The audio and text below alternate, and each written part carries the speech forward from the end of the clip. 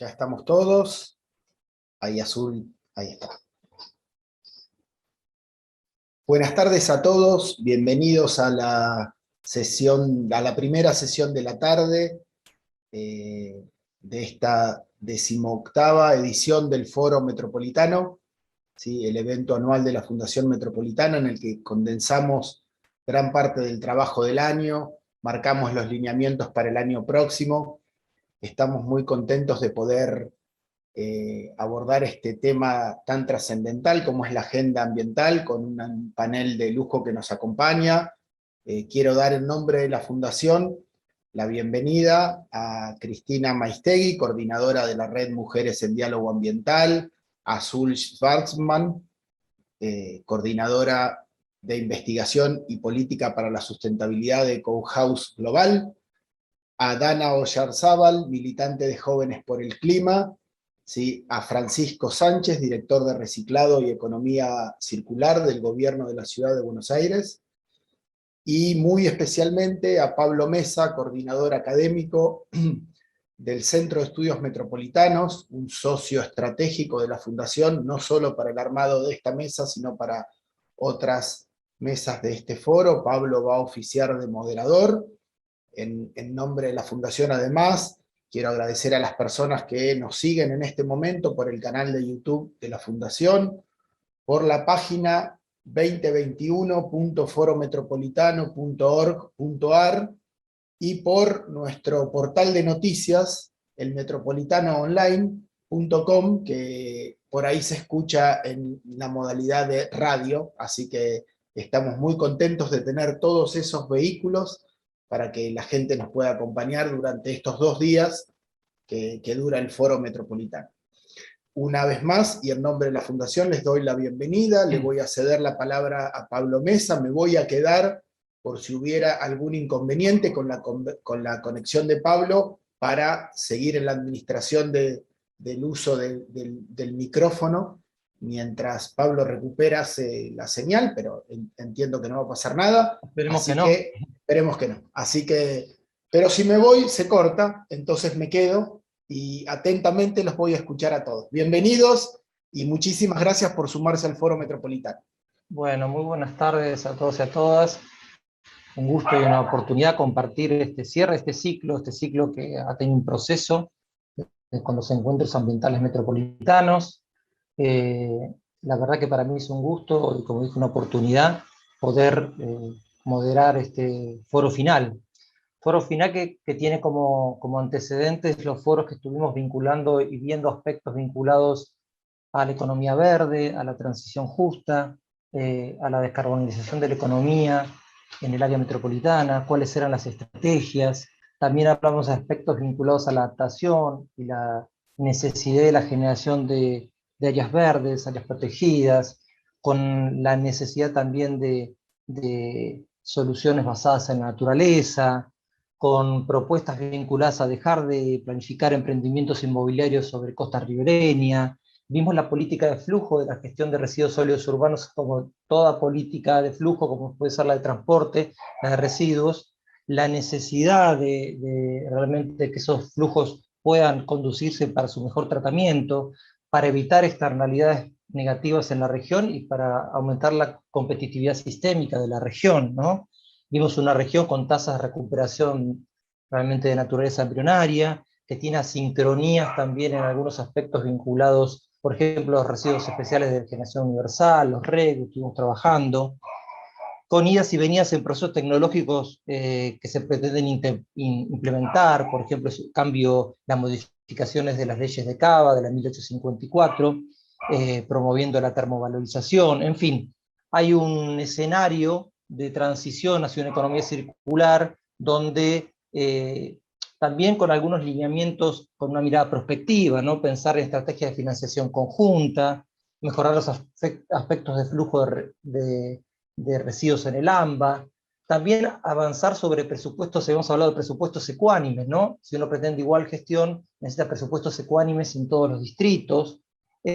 Avanzar también con una discusión muy vigente sobre la necesidad de una ley de presupuestos mínimos que que contemple el principio de responsabilidad extendida del productor, ¿sí? Una ley de envases y embalajes, una discusión que se está dando en este momento en el Congreso, también con algún dato positivo, por decirlo de alguna manera, porque también vimos que a lo largo de este ciclo que a partir de un estudio del CEN, más del 63% de las ciudadanas y los ciudadanos del área metropolitana de la Ciudad Autónoma de Buenos Aires estarían a favor de una ley de envases y embalajes que incorpore los principios de responsabilidad extendida del productor.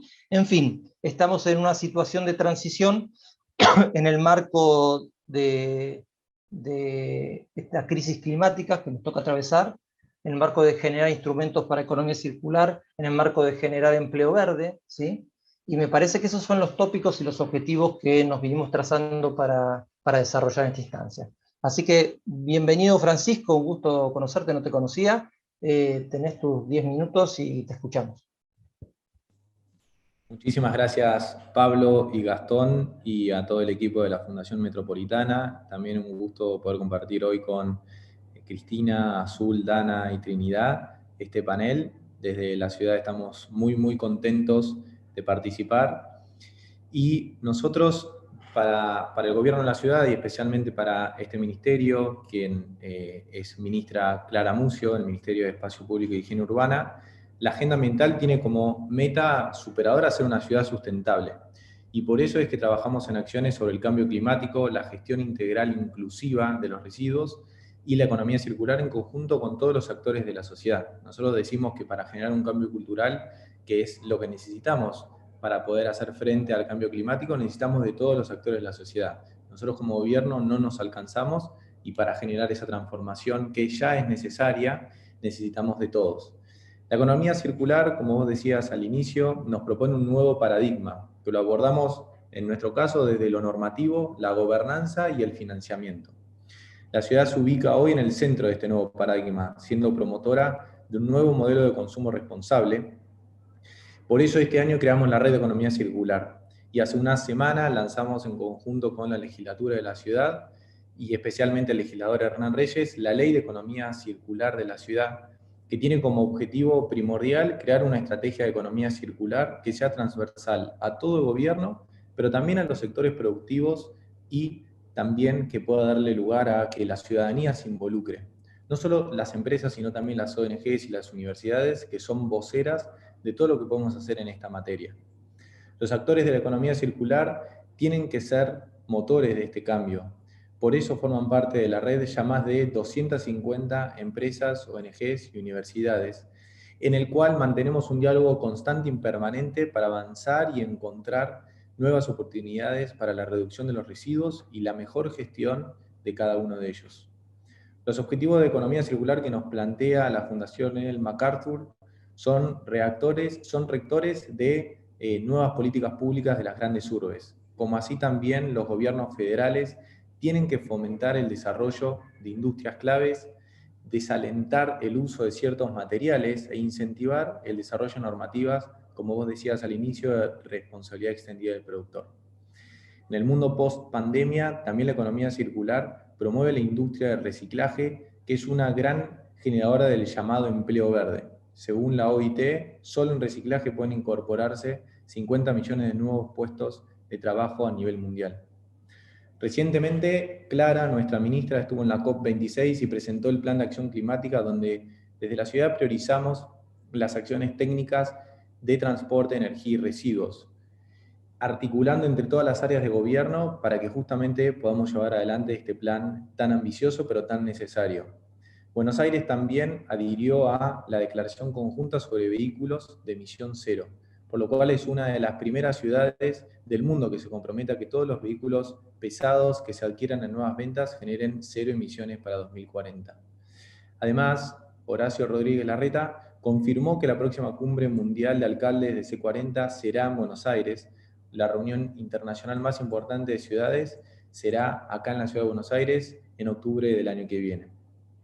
Como decía, el Plan de Acción Climática traza el camino para que seamos una ciudad carbono neutral, resiliente e inclusiva en el año 2050, en línea con el Acuerdo de París, en donde nos ponemos metas aportando nuestros máximos esfuerzos para limitar el aumento de la temperatura media de nuestro planeta.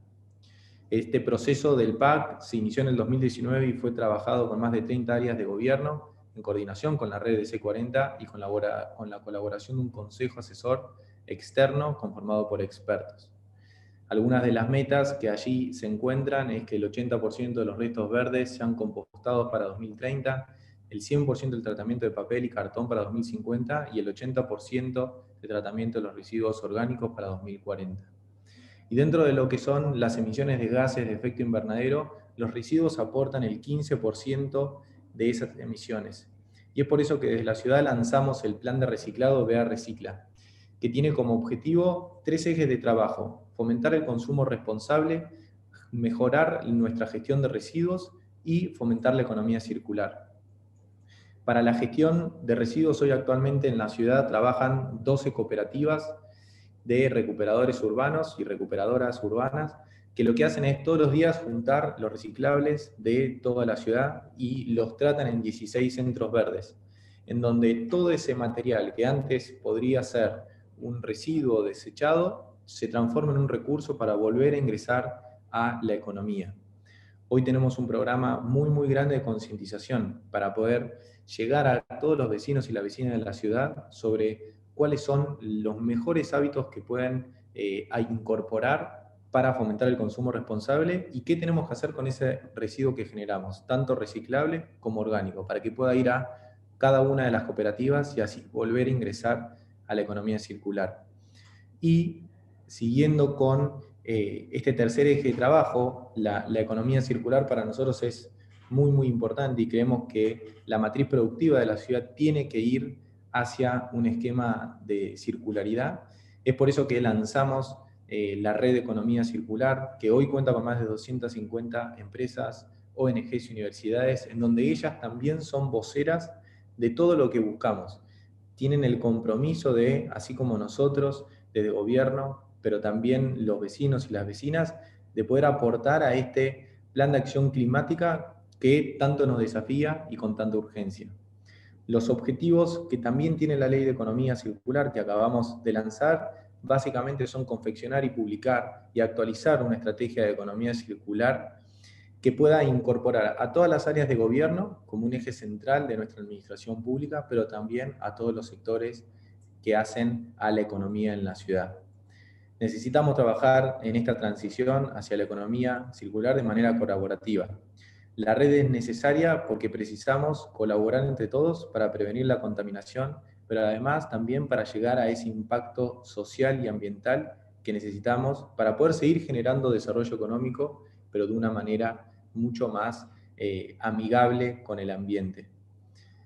Esos son los grandes desafíos que tenemos desde la ciudad y a los cuales buscamos constantemente con Clara, nuestra ministra, poder sumar a todos los actores que hacen a nuestra sociedad, porque creemos que, como decimos, el futuro será sustentable y sostenible o no será, y a eso nos animamos a decir que el presente tampoco.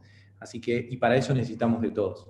Así que muchísimas gracias por este espacio y abierto después a las consultas que surjan. Gracias, Francisco. Le damos la bienvenida a Dana. Bueno, por el clima, un gusto tenerte. Dana, tenés tus 10 minutos.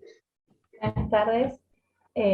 Bueno, como Pablo dijo, mi nombre es Dana Oyarzabal, soy activista por el ambiente y jóvenes por el clima, y soy particularmente de la provincia de Córdoba. Bueno, antes que nada, agradecer muchísimo por la invitación y celebrarla, porque creemos que, desde Jóvenes por el Clima, creemos que estos espacios de debate son súper necesarios para poder construir una salida más íntegra a la lucha contra el cambio climático. Para empezar,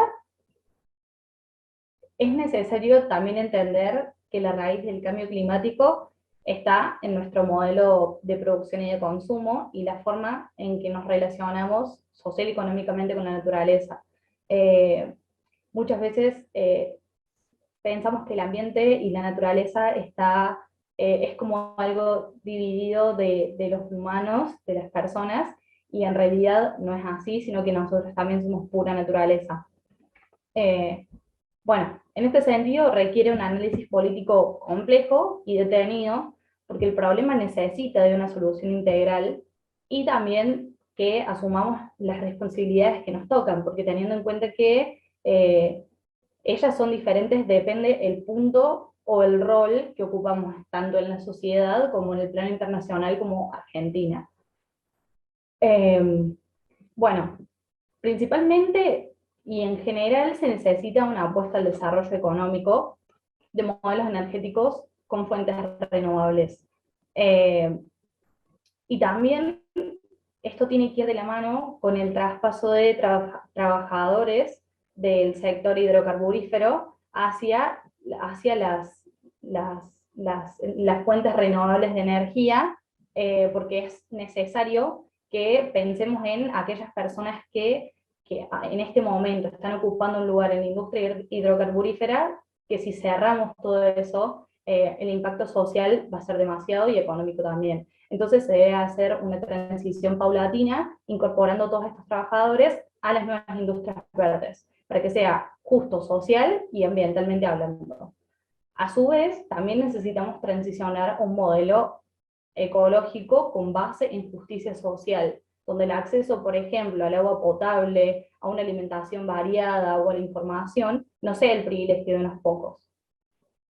Ahora ya más haciendo un poco de énfasis en el área de Córdoba, donde se nota que los intereses del agronegocio están insertos en la misma política y en el mismo gobierno, se resalta la necesidad de transicionar de la mano de trabajadores de la tierra que trabajan de una forma agroecológica, respetando los tiempos y los procesos de las tierras, para que se pueda regenerar y dar el proceso como realmente es, dejando de lado el extractivismo.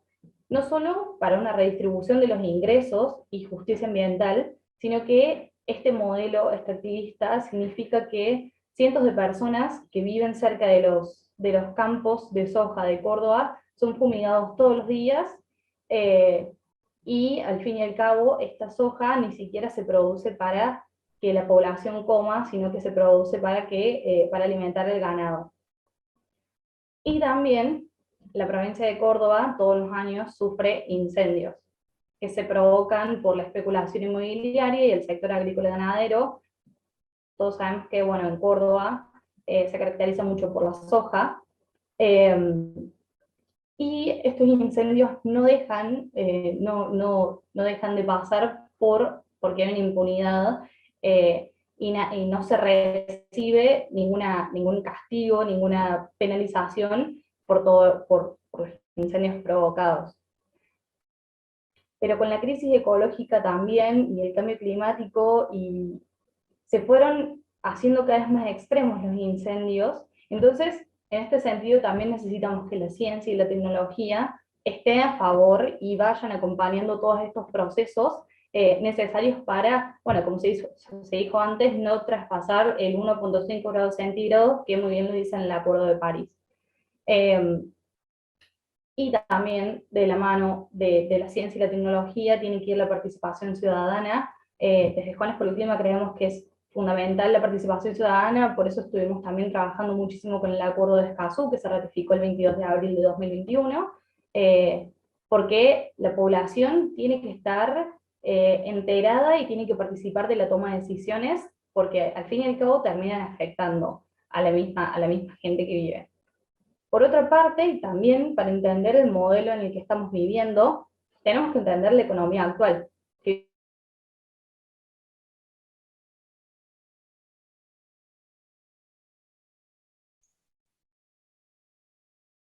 Ahí me parece, Pablo, Dana, que tenemos un corte con Dana.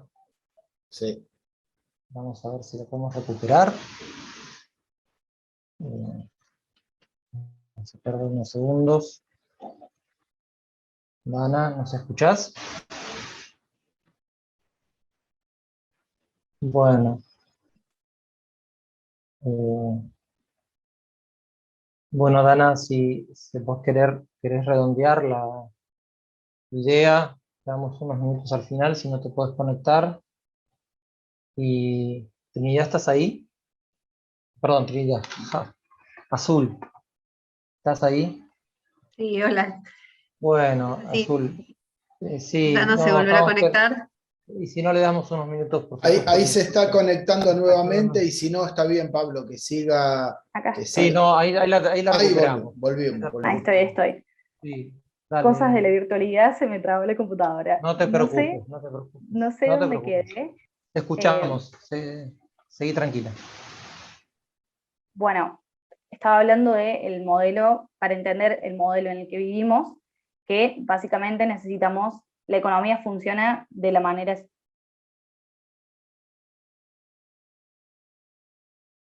Volvimos, ahí volvimos a perderla. Lamentablemente volvimos a perderla. Bueno, vamos a ver si no se te escucha bien. Por ahí si apagás la cámara, no esas, tenés más recursos, Dana. Dale, ahí pruebo. ¿Ahí se escucha mejor? Ahí sí se escucha, Dana. Genial. Continúa, por favor. Genial. Se trata de una economía lineal que genera toneladas de desperdicios que podrían ser tranquilamente recuperados e insertados otra vez en el mercado. Entonces creemos que es imprescindible trascender a una economía circular, como bien decía también anteriormente, donde los residuos se convierten en recursos que van a ser utilizados para fabricar nuevos bienes, generando un cierre al círculo y reduciendo el desperdicio, y también permitiendo la disminución de la cantidad de materiales que vamos a necesitar para mantener la humanidad. La economía circular se trata de que todos los recursos realmente permanezcan en la cadena de producción, y por eso es fundamental que vaya acompañada de la implementación de la ley de envases con inclusión social, ya que teniendo en cuenta que Argentina produce 50.000 toneladas de residuos diarios aproximadamente, la mitad terminan en basurales clandestinos o rellenos sanitarios y solo se recuperan el 10%. Córdoba no es la excepción. La provincia recicla un aproximado del 5% de residuos, reflejando que solo se aprovecha un porcentaje ínfimo a comparación de la cantidad que se genera. En este sentido, la ley de envases se basa en el principio de responsabilidad extendida al productor, donde el deber de cada uno de los productores es tomar la responsabilidad objetiva por la gestión ambiental y su financiamiento respecto a los envases que producen en el mercado nacional y en el envasado después del consumo. A la vez, el proyecto de la ley de envase con inclusión social implica la implementación de una tasa ambiental para las empresas y productores que coloquen envases en el mercado. Y también se premia cuando se usan los materiales reciclables y cuando se hace que los materiales también sean fáciles de reciclar. Mientras que lo recaudado se va a utilizar para un sistema de reciclado con inclusión social que permita recuperar los envases para que vuelvan a la industria y dignifiquen el trabajo de cartoneros, cartoneras de todo el país. Acá la transición se tiene que dar con recuperadores y recuperadoras urbanos, porque es un papel fundamental, porque sin ellos y ellas no hay reciclado. Y de la mano también de esta ley, es fundamental que sea implementada y acompañada por una buena implementación del sistema de gestión integral de residuos sólidos urbanos. Bueno, para ir cerrando después de un poco de cortes, desde Jóvenes por el Clima entendemos que la historia del cambio es la de la organización colectiva. Necesitamos una lucha integral acompañados de todos y cada uno de los sectores de la sociedad, porque la crisis ecológica no se resuelve desde un ministerio o de una secretaría en específico, sino que es una problemática que tiene que ser enfrentada desde una perspectiva integral e interseccional, entendiendo que, bueno, el cambio climático nos afecta a todos y a todas, pero no por igual. Por ejemplo, personas y sectores históricamente relegados terminan siendo mucho más afectados por el cambio climático que ciertos otros sectores que por ahí tienen el privilegio de que si ocurre una inundación se pueden ir a vivir a otro lado y hay personas que no. El sistema entero en este momento está falseado y necesitamos reversionarnos para resolver la crisis climática sin precedentes, y que justamente va a necesitar soluciones sin precedentes. y ahora ya no tenemos tiempo de esperar a que las juventudes que heredamos el mundo tomemos decisiones. Se tienen que tomar en este preciso momento para poder tener un futuro habitable y justo social y ambientalmente hablando. Siempre teniendo en cuenta las juventudes, los sectores más afectados y vulnerables, utilizando como herramienta fundamental la participación vinculante en la toma de decisiones a nivel tanto local como provincial y nacional. Bueno, muchísimas gracias por tu participación. Les vamos a dar la bienvenida a Azul con esta idea de generar aportes para la agenda ambiental metropolitana. Así que bienvenida Azul y tenés tus 10 minutos. Hola a todos y todas, muchas gracias Pablo y Fundación Metropolitana por el espacio. En primer lugar me presento, yo soy Azul Schwartzman, coordino el Departamento de Investigación y Política Socioambiental en la ONG EcoHouse, y nosotros en ECO somos una ONG sin fines de lucro que trabajamos en temáticas socioambientales, particularmente a través de la incidencia, la política y la educación, por sobre todo en estos temas. Cuando nos convocaron a hablar el día de hoy, la consigna o el disparador era pensar estas temáticas desde el área metropolitana de Buenos Aires, ¿no? Que es donde yo vivo hoy en día.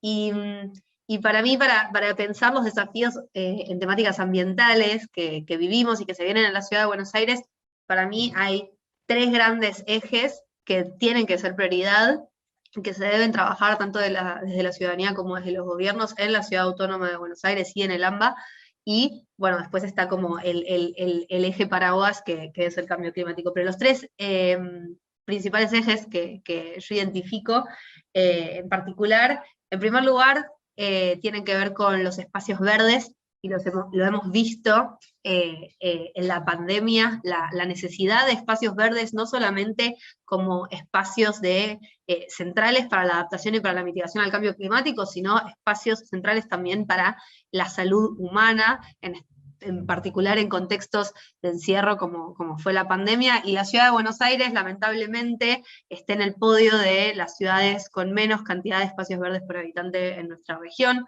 por lo cual es algo que hay que trabajar, y retomando lo que ya se dijo, y también retomando lo que decía recién Dana sobre la participación de la sociedad civil en los procesos de toma de decisiones, me parece interesante ver toda la participación que hubo en torno al tema de Costa Salguero, y a la potencialidad del desarrollo inmobiliario que se quiere realizar, y cómo la sociedad participó activamente de la audiencia pública, presentó un proyecto por iniciativa popular en la legislatura, que esperamos que nuestros tomadores y tomadoras de decisiones puedan escuchar este reclamo de la sociedad, que entiende que los espacios verdes, y particularmente en una ciudad como es la Ciudad Autónoma de Buenos Aires, son centrales y son claves, no solamente de nuevo para los temas ambientales, sino también para los temas de la salud de las y los ciudadanos que habitamos la ciudad. En segundo lugar, un tema que es central y que también ya lo trajo Dana, así que voy a ser breve y espero que después podamos profundizar en el intercambio, es el tema de residuos en la Ciudad Autónoma de Buenos Aires. Nosotros tenemos la ley basura cero, pero se han tenido encontronazos por estos temas, como por ejemplo cuando se intentó modificarla y agregar la parte de incineración, si no me equivoco, finales de 2019, principios de 2020, y ahora también tenemos en el plano nacional, pero que se relaciona fuertemente con el plano local, el tema de la ley de envases con inclusión social, que hoy en día está en agenda, y hay sectores de nuestra sociedad que están siendo muy vocalmente opositores a esta ley, ya que la entienden como un impuesto y no la entienden como la herramienta, el potencial que tiene para trabajar con las y los cartoneros, quienes son unos de los actores centrales en la gestión de residuos, pero históricamente invisibilizados, también históricamente relegados, aunque son las y los principales promotores de esta actividad en las metrópolis en general del país, pero particularmente la Ciudad Autónoma de Buenos Aires. Y por último, un tema que no se mencionó, pero que también me parece interesante traerlo a la mesa, no porque entienda cuál es la solución, pero sino para empezar a vislumbrar la complejidad y empezar a pensarlo en el marco de la ciudad en la que habitamos, es el tema de la cuenca Matanza-Riachuelo, todo lo que atañe a la causa Mendoza, todo lo que tiene que ver con las poblaciones que se encuentran habitando el camino de Sirga, hoy en día, todo lo que tiene que ver con los desarrollos que quiere realizar tanto el gobierno de la ciudad como los municipios sobre la vera del riachuelo, todo lo que tiene que ver con la gestión de los efluentes, con la gestión de los residuos de los barrios y los asentamientos populares que están en el riachuelo. Bueno, esa es otra problemática para pensar la ciudad. Nosotros somos una ciudad que históricamente le da la espalda al río, cuando tenemos enfrente a Montevideo y ellos planearon su ciudad de forma totalmente diferente. Entonces digo, esta relación que tenemos con el Río de la Plata, con la cuenca Matanza-Riachuelo, también tiene el potencial de ser transformadora en la cara de los desafíos que se vienen en cuanto al cambio climático. Y por último, y también trayendo algunas reflexiones, yo hasta la semana pasada estuve en Inglaterra, porque asistí a la COP26, estuvimos ahí en Glasgow, y trayendo un par de reflexiones de lo que estuvo pasando esas 2 semanas. El tema que aúna a todos estos temas es el cambio climático y cómo le vamos a hacer frente como ciudad, como conglomerado urbano, a un clima que cada vez va a estar cambiando más, y que en espacios como en el que nosotros vivimos, donde hay una alta concentración de concreto, donde hay una baja cantidad de espacios verdes, etcétera, etcétera, cómo le vamos a hacer frente a los efectos del cambio climático, y también cómo esos efectos se van a distribuir entre los diferentes grupos que habitan nuestra ciudad. Entonces eso me parece súper interesante. En ese sentido, sé que el gobierno de la Ciudad Autónoma de Buenos Aires tiene un plan bastante interesante de adaptación y de mitigación al cambio climático en la ciudad en concreto, y creo que es algo que todas las ciudades de nuestro país tienen que empezar a desarrollar. El problema lo tenemos, ya lo estamos viviendo, las temperaturas históricas sin precedentes que vivimos en octubre, que probablemente vamos a vivir en noviembre, no son casuales, se enmarcan dentro de un clima que cada vez va a ser más duro de vivir, y que cada vez va a poner más en juego nuestra habitabilidad, y particularmente en las ciudades donde muchísimas personas habitan, donde dependemos muchísimo de servicios que se pueden cortar fácilmente, como son la electricidad, el agua potable, etc. Entonces creo que, bueno, que también hay que pensar estos 3 ejes que para mí son centrales para la gestión en la Ciudad Autónoma de Buenos Aires, también con las anteojeras de cambio climático, y qué vamos a hacer y a dónde vamos a dirigir los fondos. Y una gran conclusión que a mí, en lo personal, me dejó la COP26, fue que las demandas ciudadanas están yendo más rápido de lo que los gobiernos, que los tomadores de decisiones están reaccionando, y que es hora que esas 2 cosas se pongan a la par. La COP, para quienes la estuvieron siguiendo y para quienes no, tenía como 2 grandes metas, que era cerrar el libro de reglas del artículo 6 del Acuerdo de París, y después que se cumpla la promesa de los $100.000 millones que se viene prometiendo desde 2009 en Copenhague, y solo uno de esos 2 objetivos se cumplió, y estos objetivos eran para que apruebe, ¿no? Para que se saque un 4, dicho en criollo. Y uno de estos 2 objetivos no se cumplió, y sumado a esto, no se armó un mecanismo, por ejemplo, para el financiamiento de las pérdidas y daños, que es algo central para nuestra región y también para otras regiones del sur global. No se habló de adaptación, fue una COP con muchísimos problemas logísticos y de participación. Entonces, si bien nos fuimos con un sabor amargo en cuanto a los resultados de la cumbre, sí veo que los jóvenes, que las comunidades indígenas, que diferentes grupos están exigiendo y están actuando ante la urgencia del problema, y que es hora de que los gobiernos y los tomadores de decisiones se pongan a la altura y estemos uno al lado del otro, porque de esta crisis nadie se salva sola, y por más que creamos que una solución nos entra a todos, a todas, y que podemos importar soluciones de otros países, de otras regiones, no es así, y tenemos que trabajar en conjunto para enfrentar lo que ya estamos viviendo y lo que se va a venir. Entonces, nada, breve, conciso, y espero que podamos seguir intercambiando después de que presente Cristina. Muchísimas gracias, Azul. Les pedimos a los que nos siguen por el canal de YouTube, veo ahí algunas preguntas que al finalizar esta ronda vamos a hacerlas. Bueno, bienvenida Cristina. Cristina es de la Red de Mujeres por el Diálogo Ambiental. Bienvenida. Bueno, hola, ¿se escuchan? Buenas, buenas. Perfecto. Qué bueno. Bueno, mucho gusto me da poder estar aquí hoy. Quiero agradecer muy especialmente, Pablo, agradecer al Centro de Estudios Metropolitanos y a Matías, donde participo en este grupo de Territorio y Ambiente. Muchísimas gracias, Gastón Urquiza, nuevamente, por estar en este gran ámbito que es la Fundación Metropolitana, que año a año nos pone los temas en agenda y nos obliga a juntarnos, a hablar, a pensar y a detener un poquito la marcha en el medio de las acciones, ¿no? Quería, bueno, felicitar por supuesto a quienes me han antecedido en la palabra, a Dana, a Azul, a Francisco, me da muchísimo gusto compartir con ustedes este panel, que es diverso en género y además es diverso en representación de sectores sociales, así que muchísimo gusto. Creo que el tema de hoy es imperioso porque nos obliga a hablar de las metrópolis, ¿no? De qué pasa en estas áreas metropolitanas. Si bien hoy hablamos del AMBA, las conversaciones serían muy similares si habláramos de otras áreas metropolitanas, como puede ser el Gran Córdoba, como ha mencionado la compañera Dana, o del Gran Rosario, o el Gran Tucumán, o el Gran Mendoza.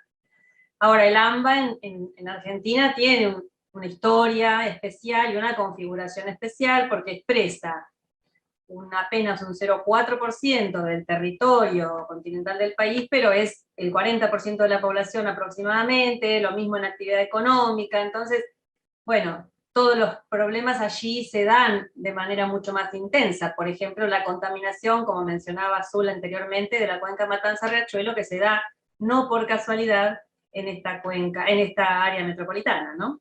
Como ya sabemos, se está trabajando hace más de una década en la recuperación ambiental de la cuenca Matanza-Riachuelo. Ahora, cuando me puse a pensar qué significaba en este momento hablar de la agenda ambiental, primero me obligó a volver a resaltar qué significa para mí el tema ambiental y el concepto de ambiente, y qué significa según lo que yo creo en el derecho ambiental argentino, porque hablar de agenda ambiental significa hablar de la agenda de la sociedad, de la gente, de la especie humana, pero también de la agenda de la naturaleza, porque ambiente es esa interrelación entre sociedad y naturaleza. Y la naturaleza tiene voz, pero tiene otra voz, no es la misma voz que tenemos los de la especie humana, ¿no? Entonces habla como en otro lenguaje. Y parecería que estamos un poco sordos y que nos está costando un poco escuchar lo que nos dice la naturaleza muchas veces. Haciendo un raconto de dónde estamos parados hoy para poder ver cómo proyectar a futuro, digo, de acuerdo a lo que el mundo se fue organizando a partir del siglo XX y de las guerras mundiales, hoy se superponen en nuestra realidad, en nuestro país y en el sur global, y en general en la realidad del planeta todo, se superponen las dos agendas en el sur global, la agenda del siglo XX y además tenemos la agenda de problemas del siglo XXI.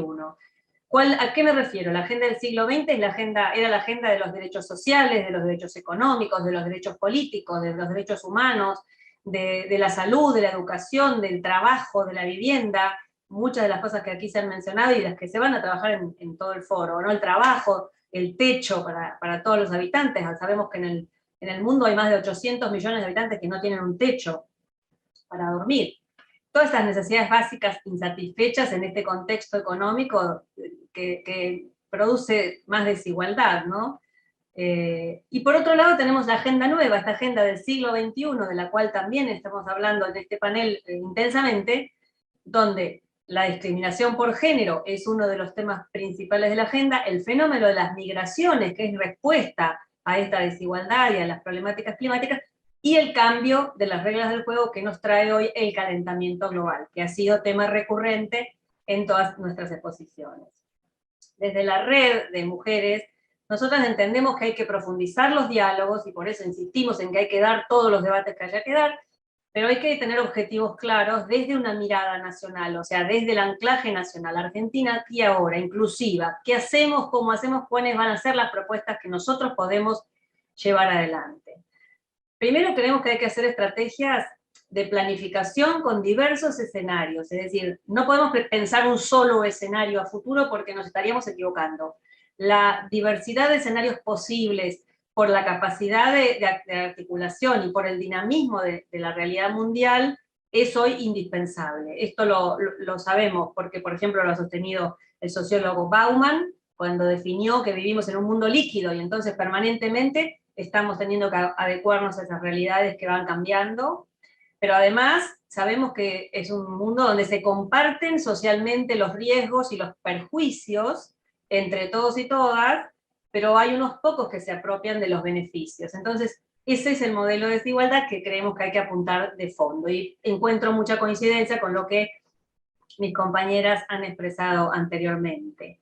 Entonces digo, desde Argentina, ¿qué nos planteamos? Bueno, creemos que hay que consolidar este modelo de desarrollo sustentable, ¿no? La sustentabilidad en la Argentina está garantizada por la Carta Magna, por nuestra Constitución, que fue un acuerdo político de los constituyentes del año 1994, porque eso es una constitución, es un acuerdo político.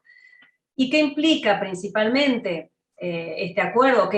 ¿Cómo deberíamos interpretarlo? A mi humilde modo de ver, bueno, por un lado, evidentemente, tenemos el desafío de priorizar las respuestas nacionales, priorizar la producción nacional y la producción de bienes y servicios por encima de los modelos de especulación financiera. Y esto es un debate que lo estamos sufriendo hoy cuando tenemos que enfrentarnos otra vez a una problemática vinculada a la deuda externa, y es lo que nuestro gobierno ha ido a expresar en la cumbre del G20 y en la cumbre de cambio climático para tratar de equilibrar esta cuestión, ¿no?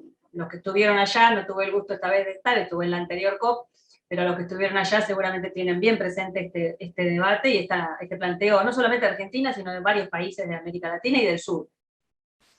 Por otro lado, este diálogo y esta interfase que tenemos que profundizar entre producción y protección del ambiente, que es todo un desafío, porque por el momento, si nosotros nos situamos en contraposición de ideas, no construimos esos puentes necesarios para llevar adelante las propuestas necesarias para lograr el desarrollo sustentable. Por eso asegurar esa interfase creemos que es fundamental, y en ese sentido, todos los planes y programas indispensables para llevar adelante, que creemos que hay que profundizar, desarrollar, accionar, y muchos hay que escribirlos todavía, tienen que tender las dos cosas, los dos puentes, ¿no? Satisfacer las necesidades de la sociedad y las necesidades también de la naturaleza en su conjunto. Esa naturaleza que hoy sabemos que no es ilimitada, que no es infinita, sabemos que es finita, que nos puso límites y que estamos hoy en niveles extremos, tanto a nivel social como a nivel ecológico, ¿no? Son las dos caras de la misma moneda, de este mismo modelo.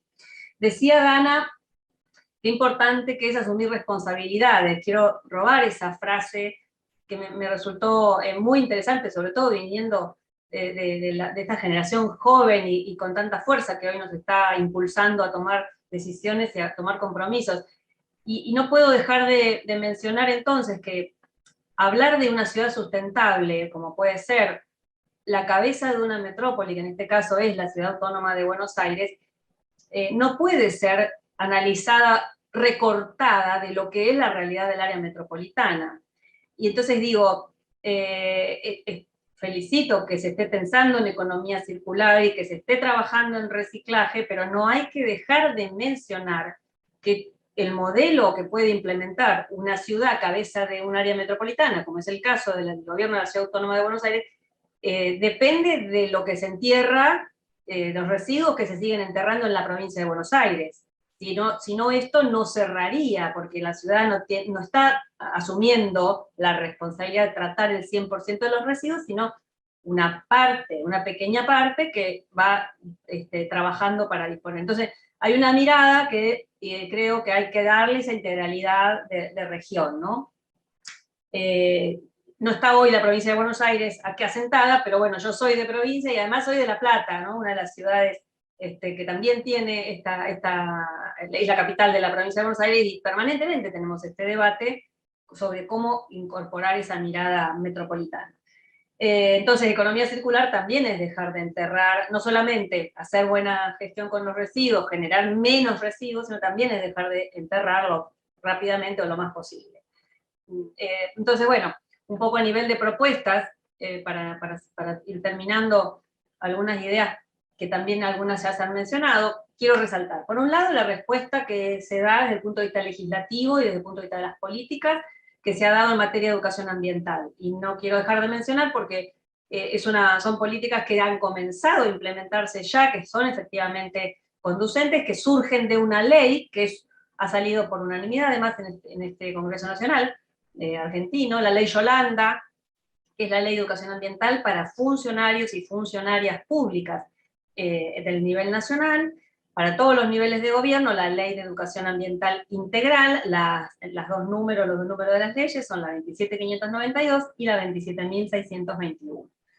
Dos leyes diferentes, una para el ámbito estatal específicamente, funcionarios y empleados y empleadas de la Administración Pública Nacional, que muchas jurisdicciones ya están asumiendo como propias y están sancionando sus propias leyes Yolanda, o Yolanditas, por poner un nombre más simpático, y la Ley de Educación Ambiental Integral, que desde mi mirada es una norma que invita a llevar adelante una acción de educación para la sustentabilidad, para justamente lograr esa interrelación armónica entre sociedad y naturaleza, y que creo que como es una ley con visión latinoamericana, ¿no? Estos son los objetivos y los contenidos que se definen en la ley, y por ese contenido de la ley entiendo que es una ley de presupuestos mínimos, aunque la ley no lo dice. Pero ¿por qué lo menciono aquí? Porque hay que basarse en esa ley, porque ahí están las pautas que en todo el país se deben llevar adelante para bajar esa educación ambiental a la gente, a los sectores productivos, a los sectores sociales, a los sectores sindicales, al resto de los niveles de gobierno, a las universidades. También está la estrategia, entonces, hacia las universidades, que están trabajando fuertemente en esto. En segundo lugar, quería resaltar, por ejemplo, en materia de transporte, que también coincido, como se mencionó, que es uno de los ejes principales. Hay un plan que se está debatiendo en este momento en el Congreso, que es el plan de movilidad sustentable, o de transporte sustentable, basado, tanto para el transporte público como el transporte privado, basado en una transformación del modelo energético hacia energías renovables. Una apuesta importante, una apuesta de mucha, digamos, de grandes inversiones, se habla de 8.000 millones de dólares en un lapso de 10 años, donde tenemos además los recursos naturales para lograr esa transformación. Argentina en ese sentido es privilegiada, porque tenemos todavía disponibilidad de importantes recursos naturales que tenemos que saber usar racionalmente para poder conseguir los objetivos del desarrollo sustentable argentino. También un punto que quiero resaltar, que aquí se ha mencionado, que es cómo devolverle naturaleza a la sociedad. Este es uno de los grandes desafíos del futuro. La ONU dice la reconstitución, ¿no? Recomponer, como reconstruir la naturaleza. Bueno, devolvamos naturaleza a las ciudades. Es indispensable dejar de ver la importancia que esto tiene, resignificar las políticas de construcción y de respeto de los espacios verdes y de las costas. Y los invito a ver uno de los videos que han elaborado los científicos de Argentina respecto a los efectos del cambio climático en pocos años, no recuerdo si el video era para el 2030 o el 2050, donde se ve gran parte de la ciudad bajo el agua. Son imágenes reales, son estimaciones reales que han hecho los científicos, y bueno, esto tiene que llamarnos la atención, ¿no? Menos torres y más espacio verde sería la propuesta que también recojo, que ha hecho Azul anteriormente.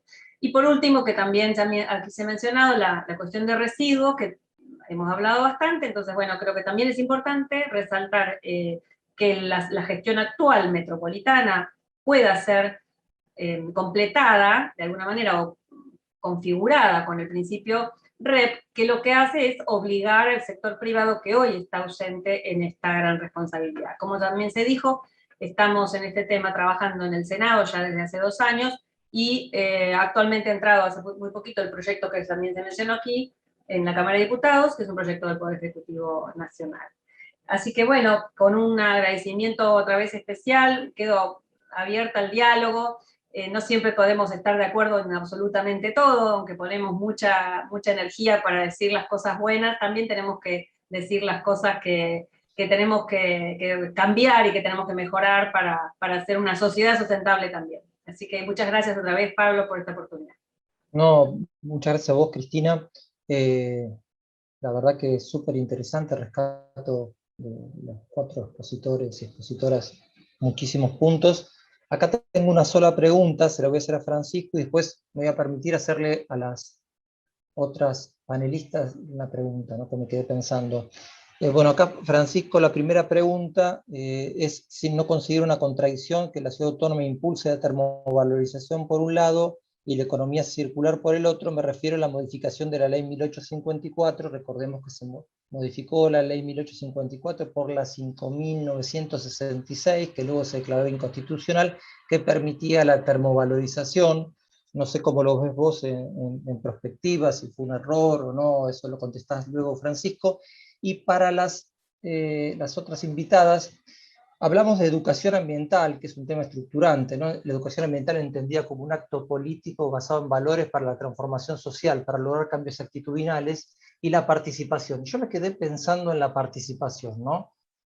Estos canales de participación que contamos actualmente, ¿son los que necesitamos? ¿Por qué nos pasa por audiencias públicas donde miles de ciudadanos, por ejemplo, van y rechazan taxativamente proyectos, que sea Costa Salguero, Costa Urbana, lo que sea, pero hay como una suerte de catártica donde uno piensa, bueno, pero voy a ir ahí y por ahí nadie me va a escuchar, y no sé cómo lo...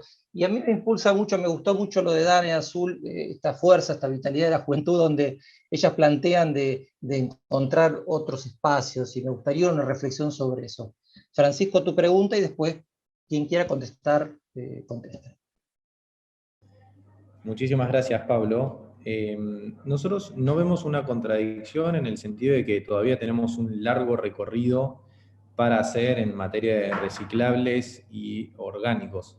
Hoy el 55% de los residuos que enterramos en SIAMSE son orgánicos, y por ende tenemos ahí una fracción que trabajar, y mucho. Para eso lanzamos este año de manera incipiente el plan BA Composta también, y con mucha fuerza empezamos a trabajar en esta fracción que para nosotros es muy importante.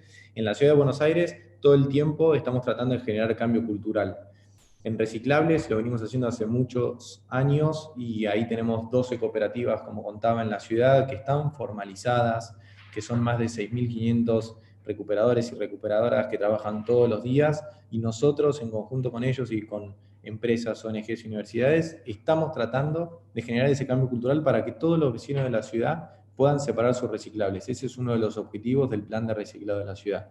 Y lo mismo tenemos que hacer con orgánicos, que es esa fracción enorme que también generamos todos los días en nuestras casas, y que de a poquito este año, entendiendo que primero tenemos que dejar instalado fuertemente el mensaje de reciclables, también de todos modos no esperamos y empezamos a hacer algunas pequeñas acciones para así poder en los próximos años tener una acción mucho más profunda en orgánicos. Creemos que ese es nuestro desafío, y hoy esa es nuestra prioridad.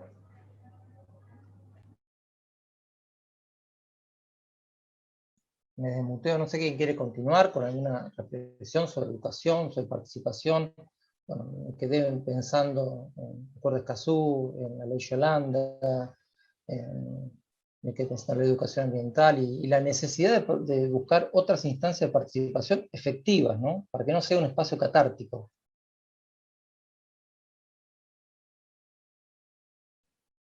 Bueno, hago un comentario que me parece importante. Es sumamente relevante abrir todas las estrategias de participación social y ciudadana. La Ley General del Ambiente en eso fue bien previsora, porque no lo dejas solamente sujeto a audiencias públicas, justamente dice que sí, que tendrán que instrumentarse todo tipo de estrategias de participación. Algunos municipios han armado, por ejemplo, registros de oposición, donde los habitantes pueden ir a inscribirse cuando se oponen a determinados proyectos, son mecanismos históricos. Y actualmente, por ejemplo, el Senado de la Nación tiene una estrategia un programa de gobierno abierto, donde a través de Internet se puede acceder y dejar propuestas y hacer, esto comenzó a principios de noviembre, hacer comentarios, hacer propuestas a los legisladores o legisladoras, o inclusive hacer propuestas de acción. Esto es una manera nueva que se llama gobierno abierto. En muchos ámbitos se está desarrollando, y bueno, abre con más flexibilidad, que a veces la audiencia es ese momento y esa hora y poder ir, y a veces como ciudadanos o ciudadanas no podemos estar, o nos quedamos afónicos, porque ese día pasan un montón de cosas, entonces no se puede concretar la participación, ¿no? Muchas veces ocurre. Así que digo que las autoridades tienen la obligación en Argentina, y esto también lo quiero resaltar porque es norma y todas las autoridades tienen que poner en marcha, todas las autoridades tienen la obligación de instrumentar los mecanismos de participación ciudadana y de ir además adecuándolo a las distintas realidades. El mundo, el dinamismo así lo exige. Ahora, sí, una mención respecto del efecto de la participación. El objetivo de la participación es garantizar un diálogo de saberes. Y esto es lo que exige el paradigma actual de la complejidad. El diálogo de saberes, escuchar, recibir y hablar de los dos lados.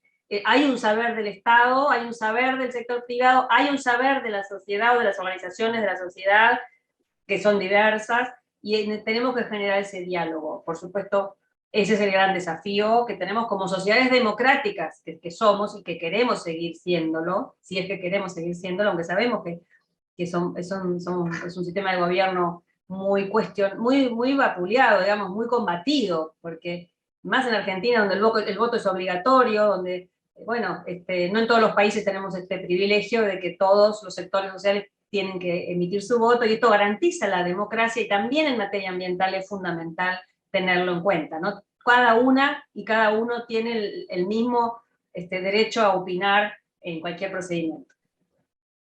Dana, Azul, ¿alguna reflexión final sobre estos puntos? Algo bastante chiquito, yo coincido con Cris. Muchas veces como sociedad sentimos que no nos escuchan, que representantes no están atentos a reclamos particulares que tenemos. Bueno, de hecho acá en Córdoba hay específicamente un ejemplo que es la autovía de Punilla, donde por ejemplo hubo una audiencia pública, que el 90% de la gente dijo que no, pero se va a hacer lo mismo. Abrir canales de participación, que es súper necesario para una transición justa, ya sea como audiencias públicas, mesas de trabajo donde se convoquen a distintos sectores, porque la diversidad y la interseccionalidad tiene que estar justamente para tomar decisiones y para que sean totalmente equilibradas y vayan de la mano y acompañen a todos los sectores que pueden verse afectados.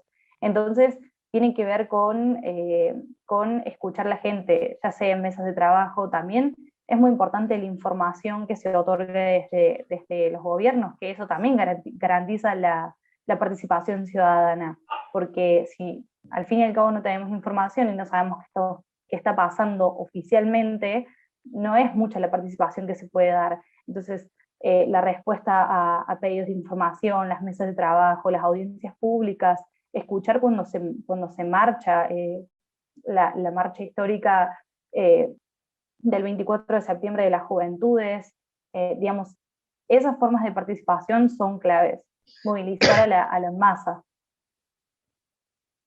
Muchas gracias, Dana. Azul. Solo agregando, y para cerrar, y agregando lo que dijeron Cris y Dana, yo creo que en cuanto a participación pública, la mejor reflexión que se puede hacer es que no tiene que ser solo declarativa.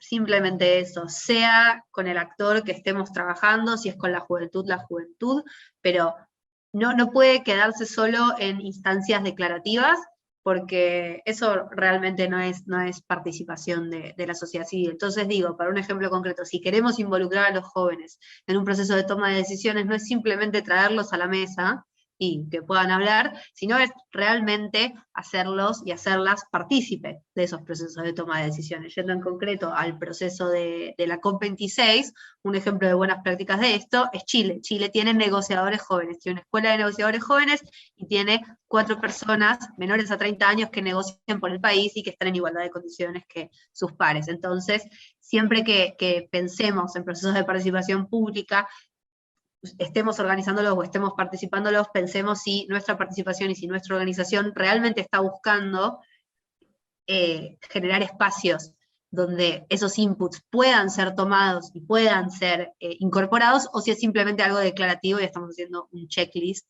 como para cumplir. Entonces eso, la participación pública no puede ser solo declarativa, tiene que ser activa y participativa. Muchísimas gracias, me quedo con la última frase de Azul, también con lo que decía Cristina, ¿no? Porque también sin información no hay participación, porque la participación no es efectiva. Gastón, llegamos a prácticamente las 3:20, Querido. estamos con muy bien de tiempo. Bueno, a mí me quedan la verdad que me quedan muchas reflexiones finales, la discusión de una sociedad cansada de vivir con espacios verdes de naturaleza homeopática, que ya está buscando, justamente por lo que todos expresaron, otras miradas de construcción de área metropolitana, otras miradas de ciudad, planificación, ordenamiento ambiental de territorio, la gestión de residuos sólidos urbanos ecuánime, la participación, empleo verde como dijo Dana, te voy a hacer de exégeta, no dijiste esto, pero lo voy a, como con las personas, o la gente adentro, ¿no? Trabajar en los procesos de participación y recuperación, en fin. Me No, y parece saben que, como súper no, interesante, con esto termino, cómo han linkeado cada uno de su perspectiva, de su lugar y de sus saberes también, ¿por qué no? la verdad, Pablo, perdón, me come la ansiedad porque, digo, también, mientras la mesa acontecía, escribían compañeros de la Fundación, qué bueno Dana, Azul, digo, la verdad, es un placer ver que uno tiene una idea y después se materializa. Agradecer a Francisco el espacio para el diálogo, para la divergencia, eventualmente frente a algún tema en particular. Sabemos que quienes tienen responsabilidades institucionales a lo largo de este foro pasan funcionarios del gobierno de la ciudad, del gobierno de la provincia, de los municipios del AMBA, de los ministerios. Digo, este ejercicio que nosotros promovemos, como decía Cristina, nos da la perspectiva de que debemos seguir. La mesa deja muy en claro que hay que seguir trabajando muchísimo.